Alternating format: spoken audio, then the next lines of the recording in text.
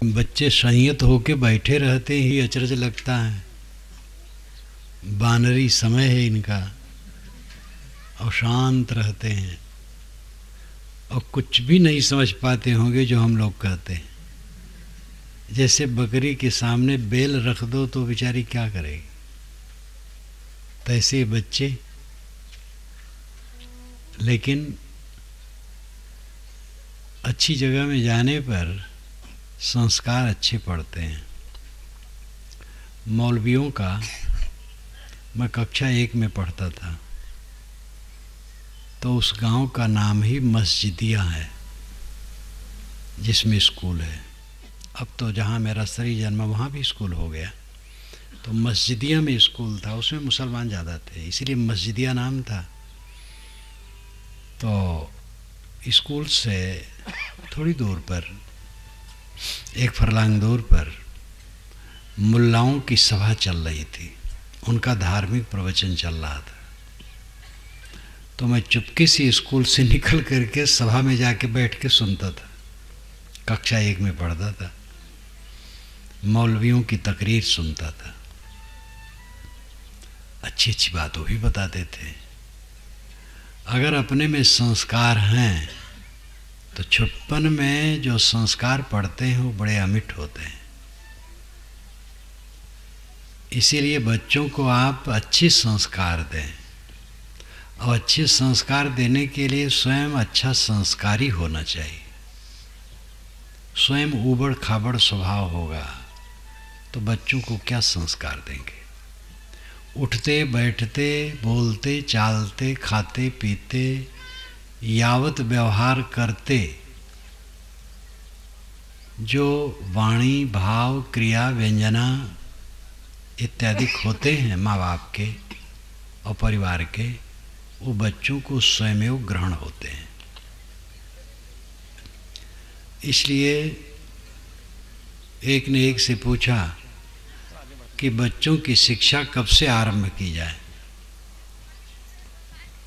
तो उत्तरदाता ने कहा बच्चा पैदा होने के 20 वर्ष के पहले से। इसका मतलब क्या होता है? तो इसका मतलब होता है कि जो बच्चे के माँ बाप बनने वाले हैं वे स्वयं अच्छे संस्कारी हों। कितने घरों के बच्चे गाली देना नहीं जानते हैं, उनके घर में गाली शब्द कभी निकलता ही नहीं किसी से। बड़ा सुसभ्य परिवार, उनके बच्चे गाली देना नहीं जानते हैं। और ऐसे घर होते हैं जिसमें गाली माँ को बहन को भी गाली देते रहते हैं। मंगते होते हैं प्रायः, डेरा डाल के पड़े रहते हो, एक दूसरे को गाली देते रहते हैं। वहाँ बच्चे भी गाली सीख जाते हैं। प्रथम विद्यालय तो आपका घर है, दूसरा विद्यालय विद्यालय है, तीसरा विद्यालय समाज है। आदमी जीवन भर सीखता है। कुछ ऐसे लोग होते हैं सीखते कम हैं, उनके कुसंस्कार ऐसे जटिल होते हैं कि वह अच्छी बात नहीं सीख पाते हैं, कम सीख पाते हैं, ऊट पटांग होते हैं। तो अपवाद स्वरूप ऐसा भी होता है जिनसे सब थक जाते हैं। घर वाले भी थक जाते हैं, माँ बाप थक जाते हैं, गुरु थक जाते हैं, अध्यापक थक जाते हैं। ऐसे अपवाद स्वरूप कुछ होते हैं, बाकी सब सरल होते हैं और संस्कार ग्रहण करते हैं। माँ बाप का कर्तव्य है कि बच्चों को अच्छे संस्कार देने के लिए स्वयं अच्छे संस्कारी हों। देवता लोग इतने बैठे हैं, देवियों की संख्या कुछ ज़्यादा है। देवता लोगों में अगर परीक्षण किया जाए तो इसमें नशा लेने वाले बहुत निकलेंगे। देवियों में गुड़ाखू छोड़ करके शायद और कुछ नशा ना हो, और वो भी किसी किसी में। ये देवियों की विशेषता है। गुड़ाखू ये भी कोई कोई शुरू कर दी हैं, लेकिन मेरा निवेदन है देवियों से, कोई अगर गुड़ाखू चाहे गीला चाहे सूखा लेती हो छोड़ दे। माँ का स्थान ऊंचा है पिता से, इसीलिए माँ बाप कहा जाता है, माता पिता, पिता माता नहीं कहा जाता है। सीताराम कहा जाता, राम सीता नहीं। सीताराम सीताराम वैष्णव जपते, राम सीता नहीं जपते। यहाँ तक कि प्रकृत पुरुष जब कहा जाता है तो पहले प्रकृत कहा जाता है तब पुरुष। गीता में कहा गया प्रकृतिम पुरुषम चे विदनादि उभाव। प्रकृत और पुरुष को तू अनादि जान, दोनों को। तो प्रकृत पहले तब पुरुष। नीति में लिखा है कि बच्चा आवे माँ बाप के पास तो पहले माँ का नमस्कार करे तब पिता का। माँ का स्थान ऊंचा है। बच्चे के लिए यो योगदान माँ का है, व्यवहारिक क्षेत्र में किसी का नहीं। उसने महीनों गर्भ में धारण किया है, कष्ट से पैदा किया है, मलमूत्र धोया है, उसके पेशाब के गीलेपन में स्वयं सो करके बच्चे को सुखी में सुलाया है, अपने हृदय का अमृत पिलाया है, स्नेह दिया है, सूझ के अनुसार सीख भी दी है। माँ का उपकार बहुत है। फिर पिता का उपकार, रक्षा उनकी तरफ से भी है। माँ बाप के संस्कार अगर अच्छे हों तो बच्चों पर अच्छा संस्कार पड़ेगा। अपवाद स्वरूप मैंने कहा कि ऐसे हैं अच्छे माँ बाप हैं, खराब लड़के निकल जाते हैं, एकदम उन्मादी उद्दंड। और खराब स्वभाव के माँ बाप हैं, या माँ बाप में से कोई एक खराब है या दोनों खराब है, लेकिन लड़का बड़ा साधु स्वरूप निकल जाता है। पुनर्जन्म सिद्धांत इसीलिए अकाट्य है। माँ बाप अच्छे हैं, बच्चा दुष्ट है। इतना क्रूर संस्कार का जीव यहाँ जन्मा कि माँ बाप के अच्छे संस्कारों का प्रभाव उस पर नहीं पड़ रहा। और माँ बाप स्वभाव के अच्छे नहीं हैं और एक साधु बच्चा आ गया उनकी गोद में, तो पूर्व जन्म के उसके पवित्र संस्कार हैं और वो अपने संस्कारों के बल पर इतना ऊंचा हो गया। पुनर्जन्म सिद्धांत मान्यता नहीं है, केवल तथ्य है। पुनर्जन्म सिद्धांत माने बिना समाधान कोई कर ही नहीं सकता है। इसलिए जो पुनर्जन्म नहीं मानते वो समाधान बढ़िया कहाँ कर पाते हैं। भारतीय परंपरा में पुनर्जन्म मान्य है, चाहे श्रवण परंपरा हो, चाहे ब्राह्मण परंपरा हो, चाहे सिद्ध संत परंपरा हो। भारतीय परंपरा में ब्राह्मण परंपरा प्राचीन है। ब्राह्मण कहा गया था जो वेद मंत्रों की रचना करता, मनन करता, पाठ करता, वेदों के मंत्रों से जुड़ा रहता, उसको ब्राह्मण कहा गया था। इसीलिए वेद मंत्रों को ब्रह्म कहा गया है। और जो वेद मंत्रों का पठन मनन करे, रचना करे, वो ब्राह्मण है। और ये प्राचीन परंपरा है। उसकी पहले प्राचीन आदिवासी परिवार था, लेकिन उसकी कोई पुस्तक नहीं मिलती है। ब्राह्मण परंपरा संपन्न परंपरा, विद्या शिक्षा में उच्च परंपरा मिलती है। श्रमण परंपरा उसके साथ है। श्रमण परंपरा जो स्वतंत्र चिंतक है, वेदों कह करके वेद की दुहाई वो नहीं देती है, सत्य पर विचार करती है। जैसे बुद्ध महावीर हुए, वेद मानने वाले वेद की दुहाई दिए, लेकिन यज्ञ में खूब पशुवध करते थे। एक एक यज्ञ में, अश्वमेध यज्ञ में 300 से अधिक पशु मारे जाते थे, बूचड़ खाना बन जाता था यज्ञशाला। लेकिन बुद्ध महावीर वेद की दुहाई नहीं देते और उनके कोई कर्मकांड और धर्म में जीव हत्या का नाम नहीं। श्रवण परंपरा एक सुधार परंपरा, सिद्ध परंपरा 84 सिद्ध जिसमें आते हैं, नाथ परंपरा गोरखनाथ इत्यादि की, संत परंपरा इसके प्रवर्तक कबीर साहब हैं। फिर उसके पश्चात नानक, दादू, दरिया, घीसा, पलटू बहुत मत हैं। ये निर्गुणी धारा के, ये संत परंपरा। वैष्णव परंपरा ये भी वैदिक कर्मकांड से हट करके है और वैदिक विचारों को उतना नहीं मानती है। वेद की दुहाई तो देती है लेकिन उतना नहीं मानती है। इसलिए स्वामी शंकराचार्य ने वैष्णव को अवैदिक कहा। लेकिन तो वैष्णव ने भी शंकराचार्य को अवैदिक कहा। ये तो गधा लत्ती हर जगह चलती है। तो वैष्णव परंपरा इस प्रकार ब्राह्मण श्रमण सिद्धनाथ संत वैष्णव परंपरा मिला करके भारतीय परंपरा है। ये पुनर्जन्म मानती है। यहूदी ईसाई इस्लामी ये सामी परंपरा कहलाते हैं। पुरानी बाइबल में कथा आती है, साम हेम एपेत नूह के 3 पुत्र थे। नूह बहुत बड़े पुरुष थे बाइबल के, उनके 3 पुत्र थे, साम हेम एपेत। साम बड़े थे।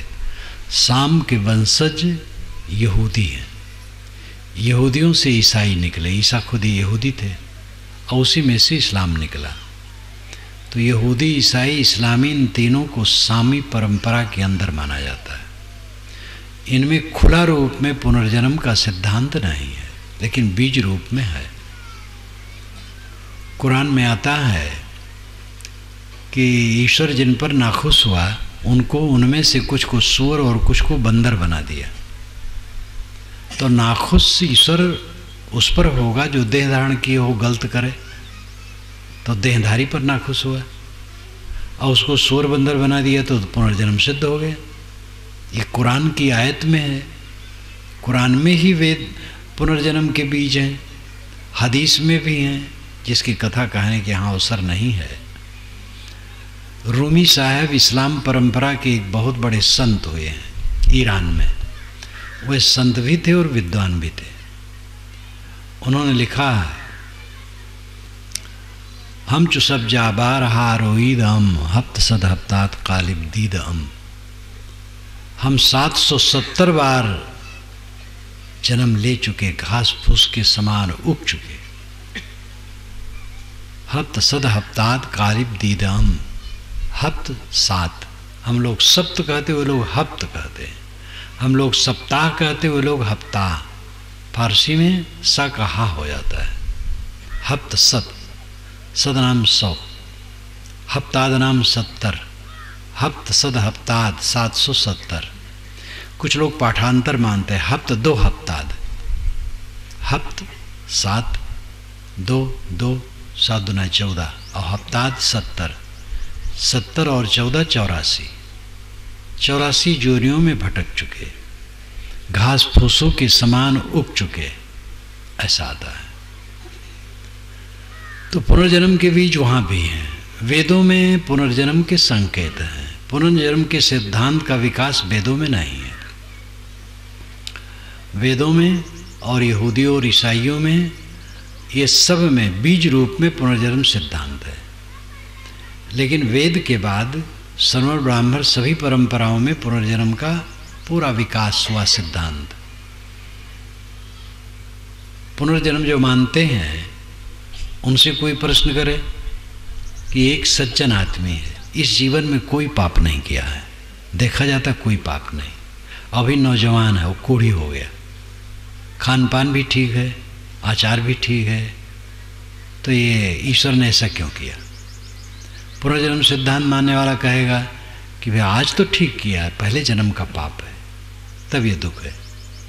जो पुनर्जन्म नहीं मानते उनसे पूछो तो बगले झाँकेंगे और क्या करेंगे? ईश्वर की रजा, ईश्वर जो चाह कर दिया। ईश्वर ऐसा अंधेर खाता है कि बिना पाप किए दुख दे दे, तो कौन सा ईश्वर है? इस पर एक व्यंग है, न्याव न कीन कीन ठुकराई, बिन कीन्ही लिख देन बुराई। इस सामी परंपरा का ईश्वर कैसा है? यहूदियों ईसाइयों इस्लामियों का ईश्वर कैसा है? ठाकुर है। इसने ठकुराई की। न्याव न कीन ठकुराई। ठकुराई का अर्थ है पेल करके बात करना, न्याय नहीं, बस जो अपने मन में आए झोंक देना। न्याव न कीन ठकुराई, बिन कीन्हे लिख दीन बुराई। जीव कोई कर्म नहीं किया और बुराई लिख दिया। एक को जन्मा दिया झोपड़ी में और एक को जन्मा दिया महल में। सांप पाक रूह थे, झोपड़ी में जन्मा दिया जहाँ दाने खाने के नहीं हैं। ईश्वर ने ऐसा क्यों किया? बस ईश्वर सबकी परीक्षा ले रहा है। अरे भाई पहले पढ़ावे तब परीक्षा ले, किसकी परीक्षा ले? वो तो सब साफ पाक थे। एक को अंधा बना दिया, अंधा बना के जन्मा दिया, एक को दोनों सुंदर आंख दे दिया। ऐसा ईश्वर ने क्यों किया? तो व्यंग्यकार ने कहा न्याय न कीन ठकुराई। ईश्वर ने न्याय नहीं किया, ठकुराई किया। बिन कीन्हे लिख दीन बुराई। जीव कोई दुष्कर्म नहीं किया लेकिन बुराई लिख दिया। ठकुराई किसे कहते हैं? जबरदस्ती बात पेश करना, न्याय न करना। एक ठाकुर जी थे, एक आलू के खेत में वो जाते थे। आलू जो बोते हैं जानते हैं, यहाँ तो आलू नहीं पैदा हो पाता है, मुलायम मिट्टी में आलू होता है, तो वो मेड़ी बनी रहती है, उसमें आलू थोड़ा सा उंगली डालो तो आलू निकल आए। तो ठाकुर जी की आदत पड़ गई थी, भोरहरी जाते थे अंधियारे में, एक किसान के खेत में आलू में बैठ जाएं और बैठ करके उंगली से निकाल के आलू कोट के जेब में भर लें और दरवाजे पर आवें तो आग जलाए रहें, उसी धुनी में भून भून करके खाएं। तो किसान देखा, एक दिन, 2 दिन, 3 दिन, ये लगातार कौन करता है? तो एक रात को किसान पहले से आके वहीं लेट गया खेत में, और ठाकुर जी का तो चस्का लगा था, वह आके पहुँचे, बैठ गए और निकाल करके जेब में धरने लगे। तो आदमी खड़ा हो गया, कहे ठाकुर साहब ये ठीक नहीं है आपका काम। ठाकुर ने कहा चुप बदमाश कहेंगे, मैं टट्टी करता हूँ? तो कहे हुजूर यहाँ कहाँ टट्टी है? कहे देखिए टट्टी पड़ी है। तो सूखी टट्टी थी। कहे हुजूर ये तो सूखी है। कहे मैं ठाकुर हूँ, चाहे गीली हूँ चाहे सूखी, ये ठकुराई है। न्याय नहीं, जबरदस्ती अपनी बात मनवाना। तो जो ईश्वर बिना जीव के कर्म किए दुख लिख दिया उसके भाग्य में, तो ठुकराई किया। समझदारी की बात नहीं, न्याय नहीं। बुद्धि का हीन होना, बुद्धिमान होना। प्रकृतवादी कहते, जड़वादी कहते हैं कि सामाजिक परिवेश में वैसे हो जाता है। सामाजिक परिवेश में एक ही समाज का परिवेश है, यहाँ तक कि एक ही माँ बाप हैं। एक बच्चा महाबुद्धिमान है, एक बच्चा महामूर्ख है। लड़गा, एकदम लड़गा। आपकी भाषा में लड़गा और मेरी भाषा में बैधा। अवध क्षेत्र में बैधा कहते हैं लड़गा को।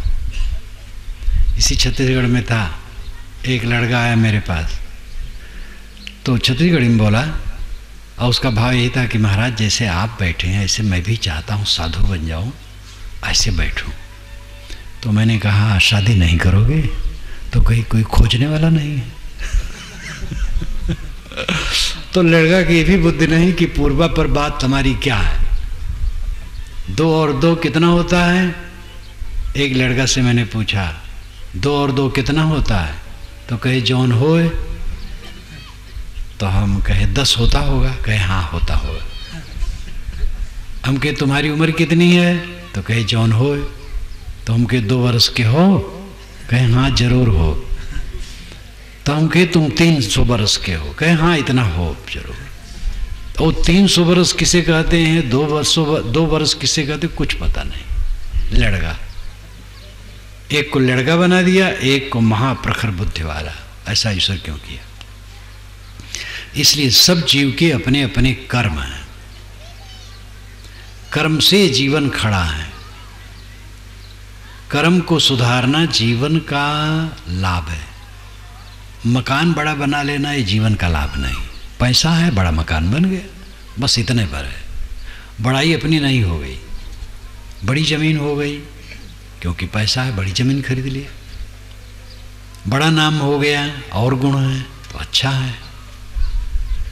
लेकिन हमारी विशेषता है कर्मों का सुधार। गलत न सोचना, गलत न बोलना, गलत न करना, ये जीवन का सुधार है। और इसी से मक्खन बनता है हमारे जीवन में, जिससे हमें परमानंद की प्राप्ति होती है। गलत सोचकर, गलत बोलकर, गलत करके हमारे मन में जहर इकट्ठा होता है और हमें जलाता है। भले कोई अहंकारी हो, सीना तान करके घूमे और अपना अहंकार गांठता रहे, लेकिन मूर्ख है वो। गलत व्यवहार करने वाले के चित्त में स्थिरता नहीं होगी, शांति नहीं होगी। जीवन का फल है कर्मों का सुधार, लेकिन कर्म सुधार में बहुत रोड़ा है। ऐसे ऐसे मत हैं जिसमें कहा गया है कि सब कुछ ईश्वर करवाता है। ऐसे मत नहीं, ये तो आम जनता की भाषा है, सब ऊपर वाला करवा रहा है। सब ही नचावत राम गोसाई, राम गोसाई सबको नचाते हैं। हम कठपुतली हैं, ईश्वर सूत्रधार है, वही नचाता है। ईश्वर की इच्छा के बिना तृण नहीं हिलता है। ये सारे वचन धार्मिकों के हैं, लेकिन ये सारे वचन भावुकता से कहे गए, विवेक से नहीं कहे गए। अगर ईश्वर ही सबसे सब कुछ करवाता है तो अच्छे कर्मों का तो समाधान है कि वो अच्छा करवाता है, और बुरे जो होते हैं मनुष्यों से, उसका क्या समाधान है? अब आप जानते हैं बुराइयां कितनी हैं। एक दिन अगर सरकार कानून उठा ले कि 30 मार्च को कोई कानून नहीं है, कोई अपराध करे कैसा भी, कोई दंड नहीं, तो 30 मार्च को घर से निकल के चलना बड़ा मुश्किल हो जाएगा। ऐसा संसार है। बड़े बड़े गबन होते हैं। राजनेता ऐसे भी हैं जो अरबों अरबों का गबन करते हैं। घूस तो आजकल सहज है, मिलावटबाजी, बेईमानी, बदमाशी सब चल रहा है चारों तरफ। पर स्त्री अपहरण, पर धन अपहरण चलता है। सामूहिक हत्या, राम रहीम का टिटिम्मा बना करके हत्या। हम राम भक्त हैं, हम रहीम भक्त हैं कह करके विरोधी पक्ष को फूंक देना, जलाना, काटना, मारना, क्या क्या पाप करते हैं। तो ये ईश्वर के बिना कैसे होगा? जब तृण नहीं हिलता है ईश्वर की इच्छा के बिना, तो बंबई में जो रेलवे में विस्फोट हुआ है वो ईश्वर ही चाहा होगा। बिना उसके चाहे तो तृण नहीं हिलेगा। तो इसका क्या समाधान है? आज कोई ऑफिस में जाए और काम सहज हो जाए बड़ा मुश्किल है। यहाँ तक कि पोस्टिंग होती है लोगों की तो घूस लंबा लंबा। एक चपरासी की पोस्टिंग के लिए 2-2 लाख रुपए घूस दो तब होगा। एक लड़का पढ़ा लिखा, लेकिन 5 लाख रुपया जब घूस दो तो उसको नौकरी में रखा जाएगा, नहीं तो दूसरे को रखा जाएगा, वो 5 लाख दे देगा। ये भगवान के भक्तों की लीला आजकल है। और इन सबसे पूछो भगवान की भक्ति, वो बहुत लंबा व्याख्यान करेंगे। बड़े भारी भगवान के भक्त हैं। घूस लेने वाले, मिलावटबाजी करने वाले, सामूहिक हत्या करने वाले, धर्म के नाम पर हत्या करने वाले, सब महात्मा हैं, बड़े भगवान के भक्त हैं। ये ठगी है, बदमाशी है भगवान के नाम पर। एक तरफ भगवान, एक तरफ दुराचार। यहाँ तक कि मंदिर में एक तरफ भगवान की मूर्ति, पीछे दुराचार है। तो क्या ये भगवान करवाता है? भगवान की इच्छा बिना कुछ नहीं हो, तृण नहीं हिलता। तब ये सारे दुराचार कैसे होते हैं? इसलिए ये कहना ही बहुत बड़ा गलत काम है। हर इंसान अपने कर्मों के करने में सर्वथा स्वतंत्र है। वो चाहे अच्छा करे चाहे बुरा करे, लेकिन जो करेगा सो भरेगा, ये पक्का है। ये वास्तविक सिद्धांत है। आप कठपुतली नहीं हैं, आप स्वतंत्र चैतन्य हैं, अपने कर्मों के कर्ता और विधाता हैं। आप जो चाहें सो करें, पाप करें पुण्य करें, स्वतंत्र है। कर लेने के बाद तब स्वतंत्र नहीं है, उसके अधीन है। भोजन करने बैठे, कम से कम भोजन करें, आपका विचार है। मध्य में संतुलित करें, आपका विचार है। ज़्यादा खा लें, आपका विचार है। लेकिन कम से कम बराबर अगर खाएंगे तो कमज़ोर होते जाएंगे। संतुलित खाएंगे तो ठीक रहेंगे, ज़्यादा खाएंगे तो पेट खराब होगा। खा लेने के बाद उसका फल पक्का है। हर जीव कर्म करने में सर्वथा स्वतंत्र है। कोई भगवान या शैतान उससे काम नहीं करवाता है। भक्तों ने भावुकता में ये सब कहा, सब ही नचाओ तो राम गोसाई। गोस्वामी जी की बात मैं नहीं मानता हूँ। राम गोसाई को सबको नचाएंगे? अपने कुकर्म से सब नाचते हैं। मिथ्या महिमा में भक्त लोग इतनी बड़ाई कर देते हैं। एक भगत आए, कुशल पूछा, कहे महाराज आपकी कृपा से धान पान अच्छा हुआ है। तो ये कहने का स्वभाव है, कोई बुरा नहीं। हमारी कृपा से नहीं हुआ है, आपकी मेहनत से हुआ है, लेकिन ऐसा कहना कोई बात नहीं, ठीक है। महाराज आपकी कृपा से लड़के की शादी कर दी, आपकी कृपा से महाराज भैंस पे आई है, आपकी कृपा से महाराज पड़वा मर गया। ये तो बहुत गलत हुआ। कहने की आदत है आपकी कृपा से, तो मर्यादा रखना चाहिए कहने में। पड़वा भी मर गए मेरी कृपा से। मेरी कृपा से भैंस का भी है ना तो अच्छा है, पड़वा का मरना अच्छा नहीं। एक वैष्णव आई मिलने के लिए, प्रयाग की बात है, कि महाराज राम जी की इच्छा से, आप तो जानते हैं हमारे आश्रम में 3 कमरे खाली थे राम जी की इच्छा से। राम जी की इच्छा से मैंने उसको किराए पर दे दिया। राम जी की इच्छा से किराएदार किराया नहीं देता है। तो मैंने कहा क्या बुरा करता, जब राम जी की इच्छा से नहीं देता तो बुरा क्या करता है। और उनको तकिया कलाम है राम जी की इच्छा से।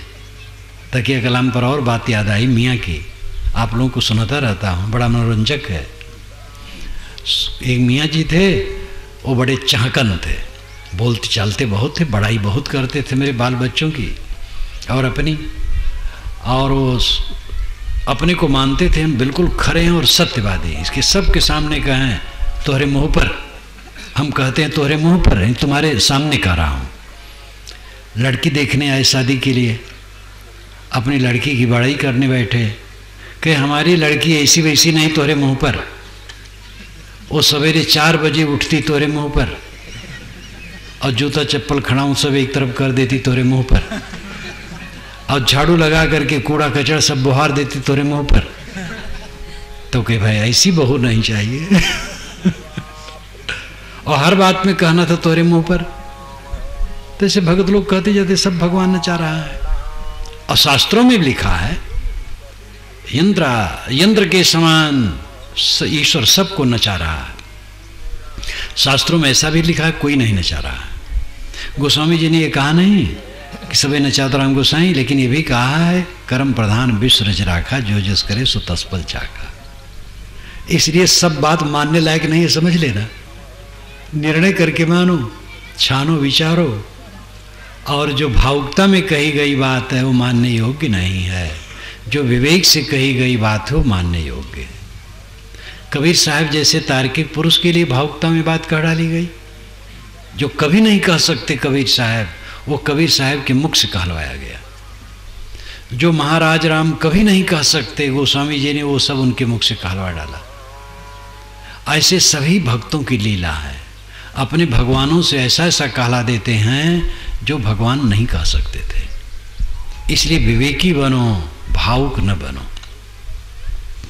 सब जीव कर्म करने में स्वतंत्र हैं, इसलिए सबको विवेक से काम करना चाहिए। गलत करोगे कोई क्षमा नहीं कर सकता। आपने भगवान बना रखा है क्षमा करने वाला। ईश्वर असली कौन है? विश्वव्यापी नियम। विश्वव्यापी नियम ईश्वर है। ईश्वर कण कण में है, ये बात सच है, क्योंकि कण कण में नियम है। कंकड़ कैसे बनते हैं? अपने नियम से। पत्थर कैसे बनते हैं? अपने नियम से। हीरा पन्ना पोखराज कैसे बनते हैं? अपने नियम से। वर्षा कैसे होती है? अपने नियम से। अवर्षण कैसे हो जाता है? नियम में विखंडन होने से। प्रकृति में सर्वत्र नियम है। आपके पेट में नियम है, इतना भोजन पचा देगा, ज़्यादा खाओगे तो खराब हो जाएगा। सर्वत्र नियम व्याप्त है। अगर द्वेष ईर्षा घृणा भाव रखोगे तो चित्त चंचल रहेगा। प्रसन्न आनंदित शुभकामना वाले रहोगे तो मन खुश रहेगा।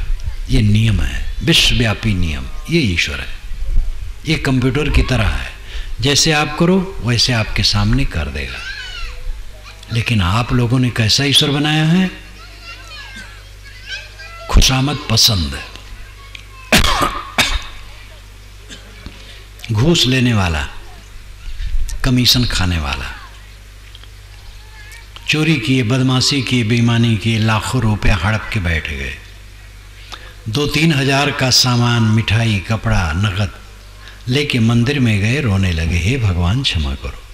खूब रोए, भगवान पिघल गया, अपनी बड़ाई सुना और लड्डू भी पा गया, रुपया भी पा गया, फूल भी पा गया, माला भी पा गया, कपड़ा भी पा गया।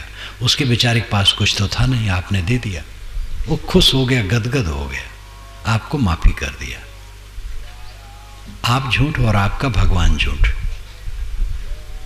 ऐसा भगवान कहीं होता है? घूस लेने वाला, कमीशन खाने वाला। ये आपने बनाया अपने मन से, वो भगवान झूठ है। असली भगवान है नियम, वो क्षमा नहीं करेगा।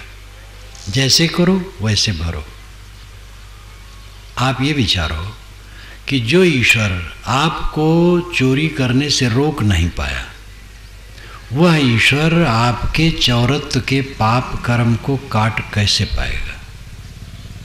ईश्वर बेचारे में शक्ति होती तो आपको चोरी करने देता नहीं, रोक देता। उसकी शक्ति नहीं थी रोकने की, क्योंकि ईश्वर नियम है, नियम रोकता नहीं। हाँ, जब करो तब फल देता है। भोजन करने आप बैठे तो आपको कोई रोकने वाला नहीं, जितना खाना चाहो खा लो, गले तक खा लो, फिर पीछे दुख भोगो। पीछे तो दुख भोगना है, कोई भगवान पचा नहीं पाएगा। पेट में ज़्यादा भोजन चला जाए, उसके बाद आप हर कीर्तन करो, राम नाम जप करो, सतनाम जपो, कबीर साहब का नाम जपो, पचेगा नहीं। इसलिए संतुलित भोजन करो, जब चाहे ना करो कोई हर्ज नहीं, संतुलित भोजन करो। अगर गलत काम किए हो, कोई जप काट नहीं पाएगा, मन चलता रहेगा। गलत काम ना करो, कोई जप की जरूरत नहीं। असली जप है कर्म सुधार। इसलिए कबीर साहब ने कहा, जो कुछ करो सो पूजा। मैं जो करता हूँ वो पूजा है। भोजन पकाएं माताएं, समझे पूजा कर रही हैं। देवताओं को भोग लगाना है। ये माँ बाप, पत्नी, भाई, बच्चे, सास ससुर, देवरान जेठान, नौकर स्वामी, ये सब देवता हैं। इनको भोजन कराने के लिए हम भोजन पका रहे हैं। तो माताओं का भोजन पकाना ये पूजा बन जाएगा। दुकान पर दुकानदार बैठा है, ग्राहक आते हैं, उनको देवी देवता समझता है, मीठा वचन बोलता है, आदर से सौदा देता है और उचित मुनाफा लेता है, उसको धोखा नहीं देता है, तो पूजा करता है। क्लर्क और अफसर ऑफिस में बैठा है, ग्राहक आते हैं, उनका काम कर, तनख्वाह सरकार देती है, उसे घूस नहीं मांगना चाहिए, काम सबका करता है, सबको देवी देवता समझता है, ये पूजा करता है। कहीं भी काम करो, पवित्र चित्त से करो, वो पूजा बन जाएगा। एक जगह नहर की खुदाई चल रही थी और उधर उसका निर्माण भी चल रहा था, पत्थर बैठाया जा रहा था। एक पत्रकार गया, एक मजदूर से पूछा, क्या कर रहे हो? तो उलझ पड़ा, क्या कर रहा हूँ? घिन्नी घस रहा हूँ, दुख भोग रहा हूँ, और क्या कर रहा हूँ? नहीं कुछ है, पेट पर्दा के लिए परेशान हूँ, यहीं सर पटक रहा हूँ। बहुत खिन्न था वो। दूसरे मजदूर से जाके पूछा, कहे बाबू काम करता हूँ, सरकार की सेवा भी होती है, मुझे मजदूरी भी मिलती है, बड़ी खुशी है। तीसरे से पूछा, तीसरे ने कहा, ये तो जनता जनार्दन की सेवा कर रहा हूँ, कितनी जनता का लाभ होगा। मजदूरी तो सबको बराबर मिल रही थी, लेकिन भावना में बड़ा अंतर था। जो कुछ करो सो पूजा। जीवन हमारा इतना पवित्र बनना चाहिए कि सारे कर्म पूजा बन जाए, और ये अपने अधिकार में है। हम काले शरीर को गोरा नहीं बना सकते हैं, लंबे को छोटा और छोटे को बड़ा नहीं बना सकते हैं। वैसे सांवले शरीर का भी बड़ा महत्व है। श्रृंगार रस वाले तो यही कहते हैं, राम कृष्ण का जो सांवला स्वरूप है वो समझ करके रखा गया है। तो उनकी दृष्टि से तो मतलब काल्पनिक राम कृष्ण, सांवले उनको रखा गया तो सांवले में सुंदरता की ज़्यादा कल्पना की गई। लेकिन मैं मानता हूँ कि जिनका जैसे रंग है वैसे है, लेकिन सांवला गोरा नहीं हो सकता। कोई गोरा हो तो सांवला होना चाहे, सांवला नहीं हो पाएगा। स्त्री पुरुष, पुरुष स्त्री नहीं हो सकते हैं। लेकिन अशुद्ध मन शुद्ध हो सकता है, कामी मन निष्कामी हो सकता है, क्रोधी मन शीतल हो सकता है, संसार की वासनाओं में भटकता मन परम स्थिर, परम शांति में स्थिर हो सकता है निरंतर के अभ्यास से। और इसी में लाभ है। गोरा शरीर सांवला या सांवला गोरा हो जाने से कोई लाभ नहीं। कोई बहुत बुद्धिमान हो जाए तो उससे क्या लाभ होगा? बहुत बुद्धि है, संयत नहीं है तो और परेशानी है, वो गड्ढे में जाएगा। बुद्धि जितनी हो, संयत हो, संयत मन, पवित्र चित्त, ये कल्याण का साधन है। और इसमें हर जीव स्वतंत्र है। कर्म पूजा है। ऐसा हमारा मन पवित्र होना चाहिए कि सारे कर्म पूजा बन जाए। कर्मों का सुधार जीवन की उन्नति है। जिसका मन निर्मल है, राग द्वेष विहीन है, किसी के लिए द्वेष नहीं, घृणा नहीं, ईर्ष्या नहीं और मोह ममता नहीं, कलमश नहीं, निर्मल मन है। वाणी निर्मल है, इंद्रियों के बर्ताव निर्मल हैं, वो सफल है। बहुत धन पाया, बहुत जन पाया, बहुत परिवार पाया, साधु महात्मा बड़ा बड़ा मठ बना लिए, बड़े अनुगामी हो गए, इससे सफल नहीं। ये नकली सफलता है, इसमें कोई दम नहीं है। हमारे अंतर में क्या रहता है? सोना से हमारा शरीर लदा हो, हीरे के आभूषणों से लदा हो, कंचन भवन हो, मन जलता हो तो क्या मतलब है? झोपड़ी हो, मन शीतल हो तो क्या कमी है? असली सुख, असली उपलब्धि कर्मों की निर्मलता, जीवन की निर्मलता है। और यह करने में हर इंसान स्वतंत्र है। और यही सभी मतों का सार है। मतों की विभिन्नता में देवी देवताओं की कल्पना की भिन्नता है, ईश्वरों के आकार प्रकार में भिन्नता है। क्योंकि सारे ईश्वर मनुष्य के गढ़े हैं और सारे देवता मनुष्य के गढ़े हैं। मनुष्य का मस्तिष्क ईश्वरों और देवताओं के निर्माण का विशाल कारखाना है। इसी ने सबको रचा है। जैसा मनुष्य वैसा उसका देवता और ईश्वर है। ऐसे लोगों का ईश्वर है जो बकरा खा लेता है, बैल भी खा लेगा, ऊंट भी खा लेगा, लेकिन सूअर नहीं खाएगा। ऐसे ईश्वर हैं जो बकरा भी खाएगा, सूअर भी खाएगा। ऐसे ईश्वर हैं जो बकरा सूअर नहीं खा सकता, मिठाई खाएगा, फल खाएगा, सात्विक वस्तुएं खाएगा। ऐसा ईश्वर है जो बिना शराब के नहीं रह सकता है। इसका कारण क्या है? ईश्वर तो आपका बनाया है, देवता आपका बनाया है।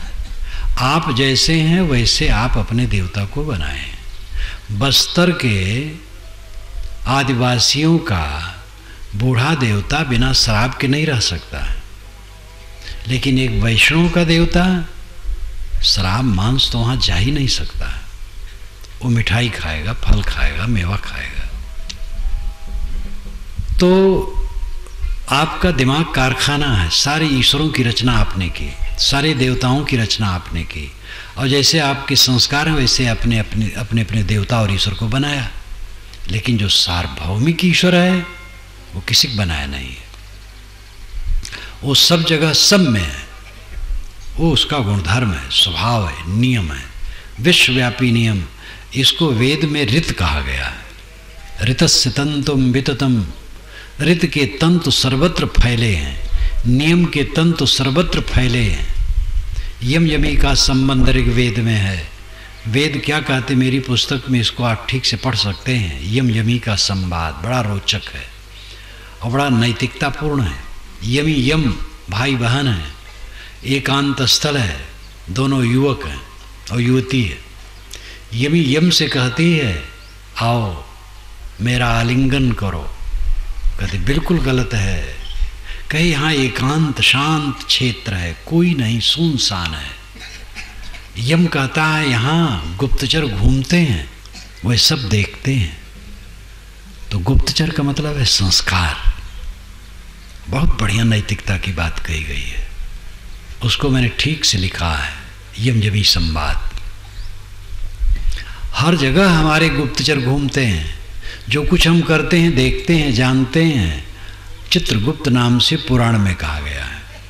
वेद में चित्रगुप्त नहीं कहा गया है, लेकिन बात वही है। चित्रगुप्त ये दो दूत हैं। इस्लाम में भी कहा गया दो फरिश्ते हैं जो दोनों कंधे पर बैठे रहते हैं, एक पाप लिखता है, एक पुण्य लिखता है। हिंदू पुराण में लिखा है चित्रगुप्त होते हैं। चित्रगुप्त का मतलब है गुप्त रूप से चित्र खींचना। जो कुछ हम करते हैं उसका गुप्त रूप से चित्र मन में खींचता जाता है। ये चित्रगुप्त का लिखना है, इसको कोई काट नहीं सकता। ये फल भोग के खत्म होगा। इसलिए ऐसे ईश्वर से लोग डरते हैं। ऐसा ईश्वर में नहीं चाहिए हमें। ऐसा ईश्वर चाहिए, हम चाहे जितना पाप किए हो, सिर झुका दे वो काट दे, नाम लेते ही सब भस्म हो जाए। गायत्री कभी द्विजातियों की उपासना में नियुक्त किया गया था। गायत्री, बृहति, पंक्ति, जगती, उष्णिक इत्यादि वेद मंत्रों के छंदों के नाम हैं। और ऋग्वेद में करीब करीब 2500 गायत्री मंत्र हैं। 2500 पूरा नहीं है, इसलिए करीब करीब का। उसमें प्रसिद्ध गायत्री मंत्र ऋग्वेद के 3 मंडल के 62वें सूक्त का 10वां मंत्र है, और ये विश्वामित्र का बनाया है। और इसका अर्थ होता है कि मैं सविता का ध्यान करता हूँ जो मेरी बुद्धि को प्रकाशित करता है। सविता कहते हैं जो अभी उगा नहीं है वह सूरज। उदयात पूर्व भावी सविता, उदयास्तमय वर्ती सूर्य है। ये शाणाचार्य ने भाष्य किया है ऋग्वेद में। उदय के पूर्व सूरज सविता कहलाता है, और जो उदय हो गया और डूबने तक तब सूरज कहलाता है। तो जो सूरज अभी उदित नहीं हुआ है उस सूरज का ध्यान धारण करते हैं विश्वामित्र। आप प्रकाश स्वरूप हैं, आपके आते ही प्रकाश फैल जाता है। मेरी बुद्धि ज्ञान से प्रकाशित हो। बहुत बढ़िया अर्थ है, बहुत बढ़िया भाव है। लेकिन जब आगे चल करके वर्ण व्यवस्था हुई, ऋग्वेद के पहले वर्ण व्यवस्था नहीं थी, ऋग्वैदिक काल में भी वर्ण व्यवस्था नहीं थी, ऋग्वेद के बाद वर्ण व्यवस्था हुई है। तब द्विजातियों की दीक्षा में कोई मंत्र चुना जाने की बात हुई, तब इस मंत्र को चुना गया और इसमें मिलाया गया ओम भूर्भुवः स्वः। तत्सवितुर ऋग्वेद में है, तत्सवितुर्वरेण्यं भर्गो देवस्य धीमहि धियो यो नः प्रचोदयात्। तत् का अर्थ होता है वह, सवितु सविता, प्रकाश स्वरूप सूर्य, तत्सवितुर्वरेण्यं वर्ण करने योग्य, भर्गो प्रकाश स्वरूप, देवस्य देवता का, धीमहि ध्यान धारण करते हैं, धी बुद्धि, यो जो, न हमारी, प्रचोदयात् प्रेरता। हम उस प्रकाश स्वरूप सूर्य देव का ध्यान धारण करते हैं जो हमारी बुद्धि को प्रकाशता है। ये अर्थ है। तो ओम भूर्भुवः ये 3 मिलाया गया। ओम का अर्थ है सतरजतम का समुच्चय, आ उ मा मिला करके ओम बनता है। बीजक व्याख्या मैंने ये सब विवरण दिया है और वेद में भी दिया है। आ उ मा सतरजतम ये तीनों का समुच्चय ओम। भूर यानी भू पृथ्वी, भुव अंतरिक्ष आकाश, स्व जो चमकता हुआ तारामंडल है। ये सब ले करके फिर गायत्री मंत्र द्विजातियों की दीक्षा में आरंभ हुआ। आगे चल करके इसकी महिमा की गई, विज्ञापन किया गया, और जिसका विज्ञापन किया जाएगा वो खराब हो जाएगा। जहाँ विज्ञापन शुरू हुआ खराब होना पक्का है। तो गायत्री के लिए इतना बनाया गया महिमा के वचन कि रात भर का पाप सुबह जप लो कट जाएगा, और दिन भर का पाप शाम को जप लो कट जाएगा। गुरु पत्नी के साथ आपने दुराचार किया है, गायत्री मंत्र जपो कट जाएगा। ब्रह्म हत्या, गो हत्या, प्राणी हत्या, जितना पाप किए हो गायत्री जपो कट जाएगा। गायत्री को एटम बम बना दिया, गायत्री का घोर दुरुपयोग। और इसी प्रकार राम शब्द का दुरुपयोग, सतनाम का दुरुपयोग, ये भक्तों ने सबका दुरुपयोग किया है।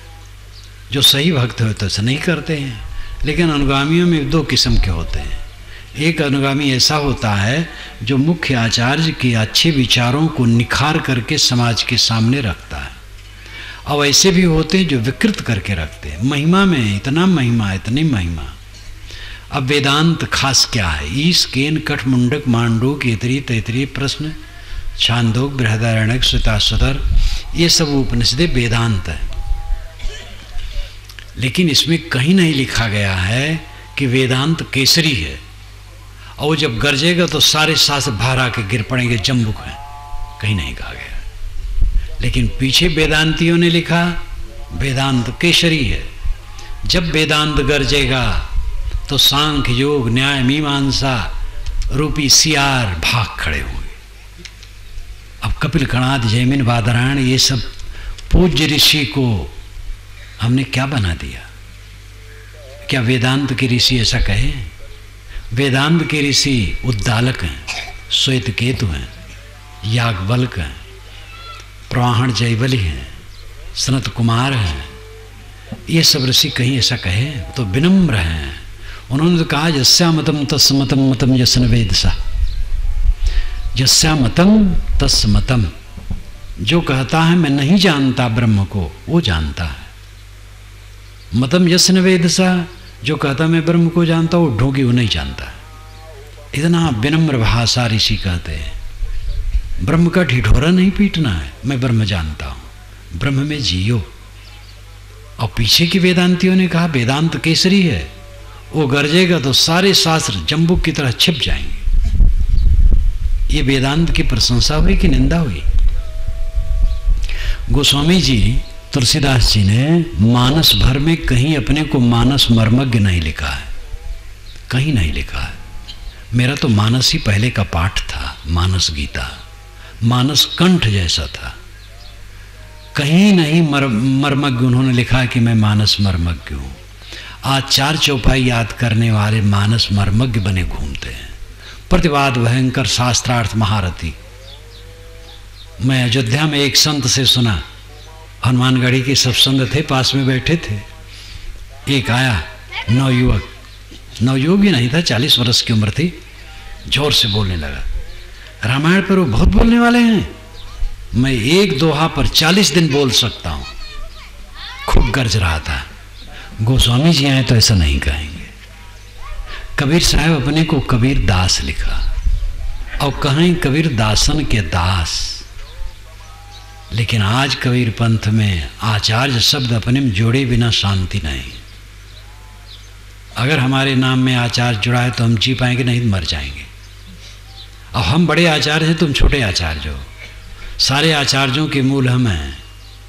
ये धमा चौकड़ी चल पड़ी है। ऐसे नानक साहब, दादू साहब, हर जगह की बात है। अनुगामी लोग जो विवेकी नहीं हैं वे विवेक को नष्ट करते हैं, परंपरा को नष्ट करते हैं। जो विवेकी हैं वे सार कहते हैं। ऐसे मानस के प्रवक्ता हैं जो विनम्र हैं। ऐसे कबीर के विचारक हैं जो विनम्र हैं। सब जगह विनम्र हैं, सब जगह उद्दंड है। तो कर्म सिद्धांत सबसे बड़ी चीज है। हमारा शरीर कर्म से खड़ा है, जीवन कर्म से खड़ा है। जो कुछ हम कर्म करेंगे उसका फल हमें मिलेगा। जीवन में कर्म का सुधार जीवन का सुधार है, और कुछ रहने वाला किसी का नहीं है। घर छूटेगा, परिवार छूटेगा, पद छूटेगा, आप लोगों का घर छूटेगा, हम लोगों का मठ छूटेगा, आप लोगों के बच्चे छूटेंगे, हम लोगों के चेले छूटेंगे, आपका ऐश्वर्य छूटेगा, हमारी मान महंती छूटेगी। किसी का रहने वाला नहीं। काल सब के ऊपर बराबर है। ये साधु लोग अहंकार न करें। कपड़ा पहने साधु कोई नहीं होता है। नखरा बनाए राम न मिली हैं, नखरा बनाए से राम नहीं मिलेंगे। साधो सोधो अपना शरीर, बजर देख से छतिया हो ना फकीर। कोई गृहस्थ विरक्त स्त्री पुरुष कुकर्म करके, कुवचन कह करके, कुसंस्कार रख करके सुखी नहीं होगा। सुकर्म, सुवचन, सुसंस्कार लेके सुखी होगा। इसलिए सारा प्रमाद छोड़ करके, सारा अहंकार छोड़ करके, सारा भ्रम छोड़ करके अपने मन वाणी कर्मों की निर्मलता के लिए परिश्रम करें। फिर अपने अपने मत मजहब के अनुसार जो नाम मंत्र जपते हों जपें, उसके लिए कोई विरोध नहीं। सभी मतों में अलग अलग नाम और मंत्र माने जाते हैं। हम मानते हैं वेद के मंत्र, कुरान के मंत्र, बाइबल के मंत्र, गुरबाणी के मंत्र, कबीर वाणी के मंत्र, गोस्वामी जी के मंत्र और के मंत्र, सब के मंत्र बराबर हैं। कोई मंत्र छोटा बड़ा नहीं। जहाँ जिनका मन है वो मंत्र जपे, जो जिस जैसा नाम जपता नाम जपे। लेकिन असली पहचान धर्म की क्या है? कितना नाम जपते हैं, कौन नाम जपते, किस पंथ में है, किस संप्रदाय में, इसका मूल्य नहीं है। मन कितना निर्मल है, वाणी कितनी निर्मल है, कर्म कितना निर्मल है, इसका मूल्य है। और इसी से शीतलता मिलने वाली है। इसलिए हम लोग अपने मन वाणी कर्मों को निर्मल करें। कर्म का सिद्धांत सर्वोच्च है और इस पर अगर अभ्यास कर लिया जाए बेड़ा पार है। लेकिन 18 पुराण और महाभारत में, इन 19 जिल्दों में ऐसे सस्ते नुस्खे के वचन हैं जो करीब 40,000 श्लोक होंगे। 18 पुराण महाभारत से छांटा जाए, 2 महाकाव्य हमारे हैं, महाभारत और रामायण। रामायण में ऐसा कुछ नहीं है। वाल्मीकि रामायण में अलंकार अतिशयोक्त उसमें भी है, लेकिन सस्ते नुस्खे कोई खास नहीं, तनिक तनिक है। महाभारत में तो बहुत है। महाभारत में ज्ञान की बातें भी बहुत हैं और सस्ते नुस्खे भी बहुत हैं। 18 पुराण में भरे हैं। तो महाभारत और 18 पुराण से छांटा जाए तो 40,000 श्लोक निकलेंगे जो दिमाग खराब कराओ है। प्रयाग में मुंडन करा लो, फिर कुछ नहीं करना, मोक्ष हो जाएगा। अयोध्या में शरीर छोड़ दो, बस मुक्त। और प्रयाग में तो संगम में डूब करके मुक्ति मिलती ही है। और काशी में जाए तो पैर कुचल ले, जिससे और कहीं जाने के ना अवसर मिले, वहीं मर जाए तो मुक्ति होगी। मुक्ति को ऐसा पान तमाकू के भाव में भक्तों ने बेचा है। भगवान ने जिनको मारा वे सब मुक्त हो गए। भला मारने से मुक्ति होती है क्या? उपनिषदों में ऐसा है, वेदों में ऐसा है, शास्त्रों में ऐसा है। मुसलमान भी कहे कि जिनको मार दिया जाएगा वो जन्नत में चले जाएगा। अगर मुसलमान ये लोग नहीं हो तो मार दो, जन्नत में चले जाएंगे। तो हमारे भक्त कवियों ने कहा कि भगवान ने जिनको मार दिया वो मुक्त हो गए। ये सब बहुत गलत संस्कार फैलाना है। वासना का त्याग मोक्ष है, चित्त की निर्मलता स्वर्ग है। इन बातों पर विचार और चिंतन करें, आचरण करें। मैं अपनी वाणी को विराम देता हूँ। सदगुरुदेव की जय।